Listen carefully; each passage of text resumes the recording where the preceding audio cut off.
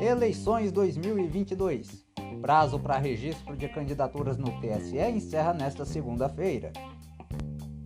Ex-procurador da Lava Jato tem contas rejeitadas pelo TCU.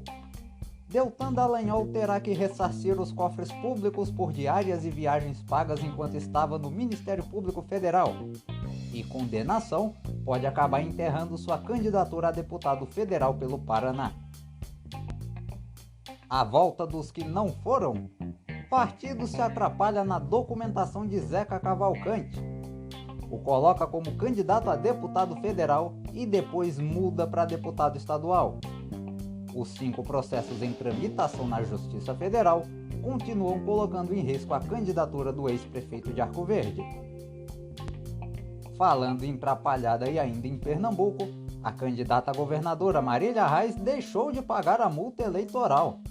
Se for a que eu tô pensando, é só R$ 3,50, Marília. E ainda, ministros do STF aprovam por unanimidade aumento em seus próprios salários, como se algum deles fosse contrário. E quer apostar como o ano que vem será a vez dos parlamentares e do presidente receberem mais? Copa do Mundo tem início antecipado em um dia. Será que dessa vez o Brasil leva a taça ou vai sair de forma vexatória mais cedo? Se você ficou até aqui, aproveite e tome um cafezinho com a gente. No ar em mais de 20 plataformas de streaming de áudio para todo mundo, além dos nossos canais oficiais no YouTube e Rumble.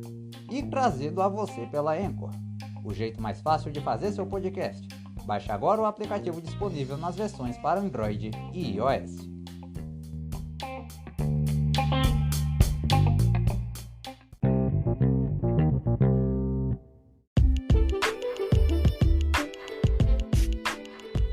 Fala pessoal, tudo em ordem?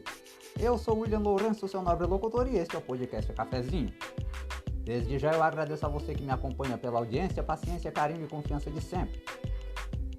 Nesta segunda-feira, 15 de agosto, acaba o prazo para todos os que querem concorrer a um cargo eletivo nesta eleição pedirem seus registros de candidatura ao Tribunal Superior Eleitoral. Vai ser também comemorado o Dia do Solteiro, o que é somente uma coincidência. Na terça, 16 de agosto, começa o período da propaganda eleitoral gratuita no rádio, TV e internet. Além disso, este que vos fala faz aniversário nesse dia. Que presente, hein? Quem ainda não mandou a documentação está correndo contra o tempo. Geralmente são os partidos aos quais esses candidatos são filiados que cuidam desse processo. Mas aqui em Pernambuco, o União Brasil acabou fazendo uma atrapalhada gigantesca com um candidato.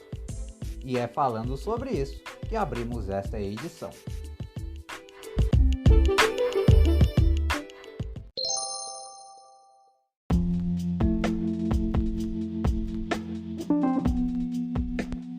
O União Brasil, partido que terá Miguel Coelho como candidato ao governo do estado, acabou fazendo uma lambança ao enviar ao Tribunal Superior Eleitoral a documentação para o registro da candidatura de Zeca Cavalcante. O nome do ex-prefeito de Arco Verde apareceu inicialmente na ata da convenção do partido como candidato a deputado federal, e assim ele havia sido registrado. No entanto, ele declarou que disputaria como candidato a deputado estadual. A retificação foi feita junto ao TRE de Pernambuco na terça-feira, e a mudança na candidatura já consta no site de divulgação de candidaturas e contas eleitorais do TSE. Aliás, fica aqui o convite para que você passe a acompanhar por meio desse site a situação de cada um dos candidatos, seja em seu estado ou mesmo os candidatos a presidente da República. Lá você encontra todas as informações necessárias, desde o plano de governo até a situação criminal do seu candidato. O endereço para essa consulta, que pode ser feita por qualquer pessoa, é o divulgacandecontas.tse.jus.br. O Cand se escreve C-A-N-D.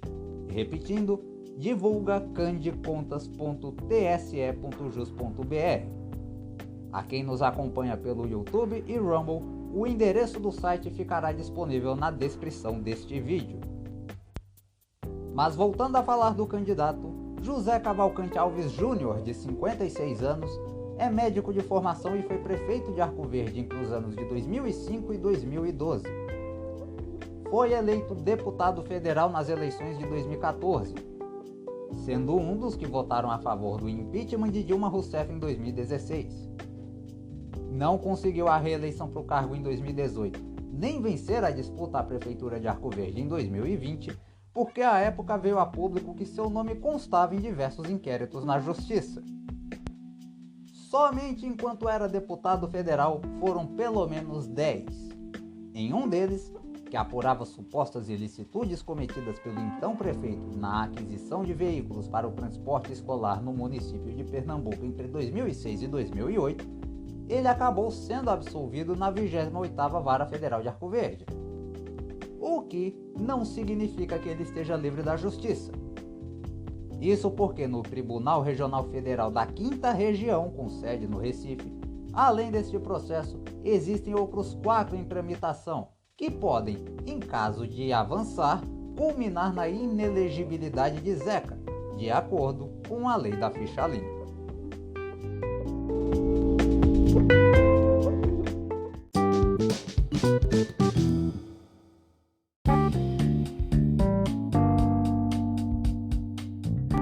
Ainda falando sobre atrapalhadas e ainda aqui em Pernambuco, a candidata pelo Solidariedade ao Governo do Estado, Marília Reis, também já enviou ao TSE o pedido de registro de sua candidatura. O que chama a atenção em sua documentação é que, numa certidão emitida pelo próprio órgão, consta que ela não está quite enquanto eleitora, porque não pagou a multa eleitoral. O voto é obrigatório para quem tem entre 18 e 70 anos. Marília Arraes tem 38. A multa para os eleitores que não vão votar e não justificam a ausência no prazo é de R$ 3,51.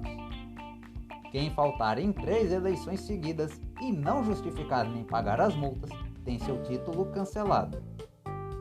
Marília Reis se licenciou do cargo de deputada federal, onde ganhava por mês um salário de R$ 33.763.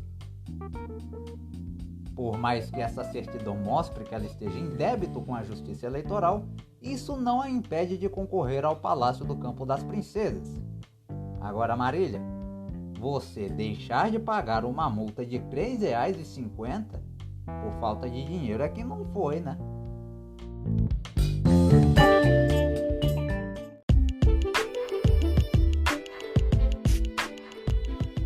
Bom, vamos fazer uma pausa para os nossos anunciantes. Afinal de contas, não estamos com a vida ganha igual os ministros do STF. Trabalhar que é bom, nada. Mas o salário, ó, vai para 46 mil por mês a partir de janeiro do ano que vem. E na volta, também falaremos sobre a antecipação do início da Copa do Mundo no Catar. Também, candidatura de ex-procurador da Lava Jato pode não decolar por causa de uma condenação do Tribunal de Contas da União. Não sai daí, hein? É VaptVupt. Digo, o podcast Cafezinho volta em instantes.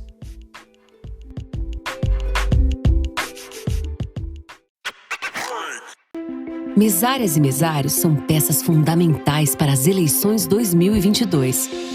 Assim funciona a democracia. Construir o país que você quer também depende da sua atitude. Quer ser parte da solução? Seja mesária ou mesário nas eleições. Cadastre-se em justiçaeleitoral.jus.br/mesário. Com você, a democracia fica completa. Justiça Eleitoral. Há 90 anos pela democracia.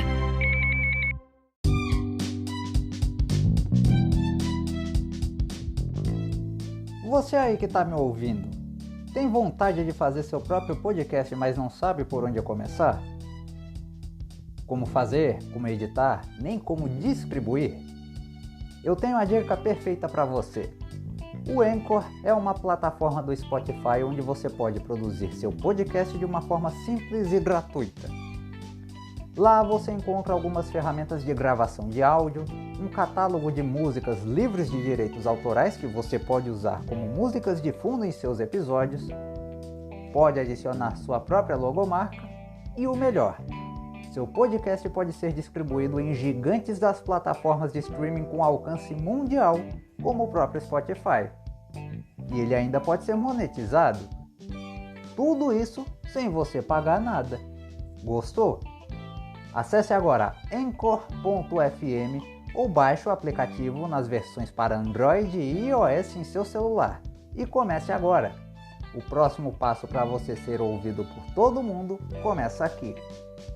Vale lembrar que Anchor se escreve A-N-C-H-O-R. Anchor, o jeito mais fácil de fazer seu podcast.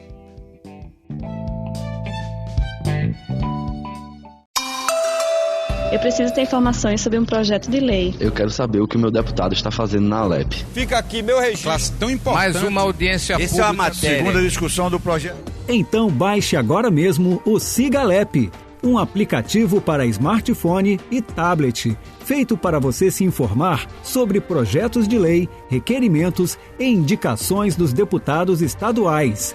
E se você tem interesse em alguma matéria específica, também pode seguir a proposta passo a passo enquanto ela é analisada. O Siga Alep é o aplicativo da Assembleia Legislativa de Pernambuco, disponível gratuitamente para iOS e Android. Pode ficar tranquilo, a informação vai até você.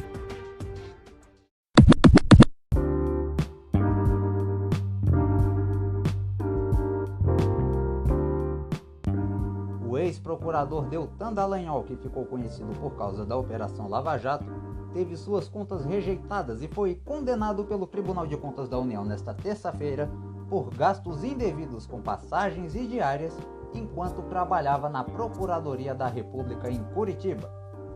Além dele, o ex-procurador-geral da República Rodrigo Janot e o procurador João Vicente Beraldo Romão também tiveram suas contas rejeitadas pelo TCU. O valor atualizado de todas as diárias que os três precisarão restituir aos cofres públicos passa dos R$ 2.800.000, a serem pagos em 36 parcelas. Além disso, cada um terá de pagar uma multa no valor de R$ 200.000. Como Janot e Beraldo ainda são funcionários do Ministério Público Federal, as parcelas serão descontadas diretamente de seus salários. Segundo os ministros da segunda Câmara Ordinária do TCU, que julgou a ação, Deltan e os demais praticaram atos antieconômicos, ilegais e ilegítimos, que podem caracterizar crime de improbidade administrativa. Caso isto ocorra, isso pode acabar melando de vez a candidatura de Deltan, filiado ao Podemos, a deputado federal pelo Paraná, uma vez que esta condenação já o enquadraria na lei da ficha limpa, o deixando inelegível por 8 anos. A Operação Lava Jato, que investigava diversos esquemas de corrupção e que teve seu ápice com a prisão do ex-presidente Lula, começou em 2014 e foi encerrada no ano passado. Desde então, diversas ações questionando a legitimidade da operação e de seus principais integrantes seguiram na justiça. As ações abertas contra Lula, inclusive a que levou o petista à cadeia em 2018, voltaram à estaca zero de investigações após o Supremo Tribunal Federal declarar que o ex-juiz Sérgio Moro foi parcial em todos os julgamentos. Por nota, Deltan Dallagnol disse estar sendo perseguido e já avisou que irá recorrer da decisão do TCU. Para que sua candidatura não seja impugnada pelo TSE, ele precisa reverter essa decisão até a segunda-feira, último dia para solicitação dos registros de candidatura em todo o Brasil.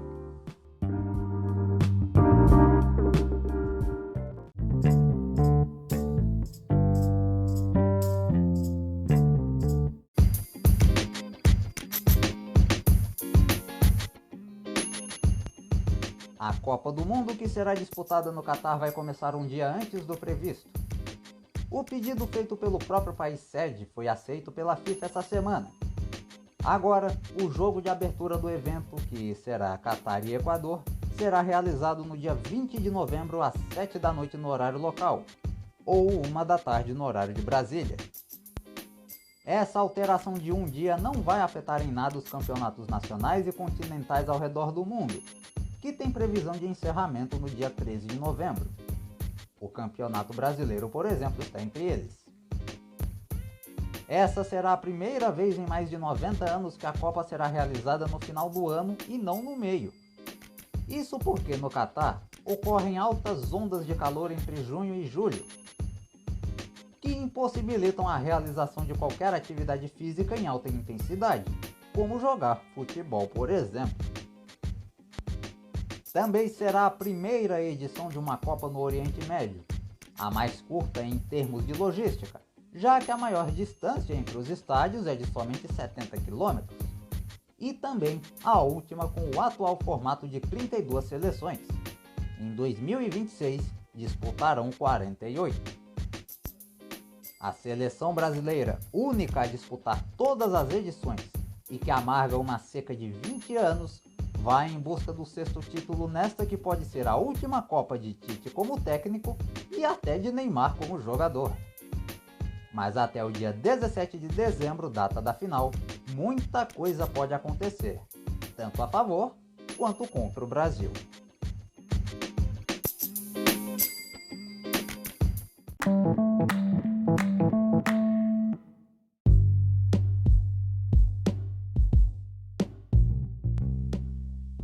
Já pensou você ter um emprego onde basta trabalhar quase nada para receber um salário gordo todo mês e ainda poder decidir aumentar seu próprio salário? Pois é isso que os ministros do Supremo Tribunal Federal fizeram nesta quarta. Por unanimidade foi aprovado um aumento de 18% nos salários mensais deles e dos demais servidores da Justiça em todo o Brasil. Agora, um ministro do STF que ganhava uma mixaria de R$ 39.200 passará a receber a partir de janeiro R$ 46.000 por mês. A Constituição Federal prevê que o maior salário a ser pago entre os poderes é justamente o do Judiciário. E este aumento abre brecha legal, inclusive, para que deputados e senadores e governadores e deputados estaduais e prefeitos e vereadores possam fazer o mesmo. O reajuste dos ministros será votado pelo Congresso Nacional, que dificilmente dirá não a eles. E assim as contas públicas brasileiras vão aos poucos indo pro saco, porque quem não trabalha ganha muito bem e quem trabalha muito não ganha nada. Com alguns milhões de pessoas, inclusive, continuando desempregadas, sem ter dinheiro nem para comer. O trabalho desses juízes é somente o de ler algumas páginas de processo e de dar uma sentença. Mas nem isso eles sabem fazer com a devida competência. Basta ver o número de processos parados em todas as instâncias. E ainda inventam mais essa? Qual que é o mérito desse aumento absurdo? E isso porque estamos falando do salário bruto deles, mas se for pegar os demais benefícios que esses caras recebem, e aqui incluo também os políticos, é mais dinheiro público sendo jogado fora, e sendo até desviado. Tem muita gente revoltada com essa notícia, e que tá odiando ainda mais o pessoal da justiça brasileira. Tá certo que alguns estão odiando pelos motivos errados. Mas essa história de aumento de salário de juiz, quando o salário mínimo de um trabalhador comum não chegará nem a míseros R$ 1.300 no ano que vem, é de fazer qualquer pessoa decente pensar em fazer besteira com eles.